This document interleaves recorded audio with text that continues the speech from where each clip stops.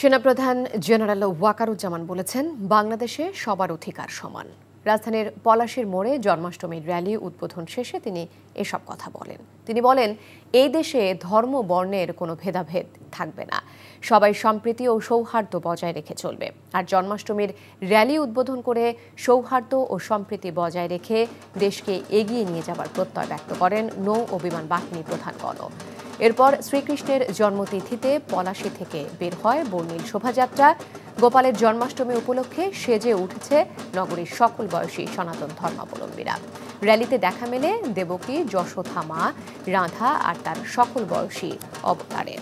এখানে কোনো ভেদাভেদ থাকবে না, কোনো ধর্ম, জাতি, বর্ণ, গোত্রের মধ্যে কোনো ভেদাভেদ থাকবে না। এই দেশ সবার, এই দেশের সবাই আমরা এই দেশের নাগরিক।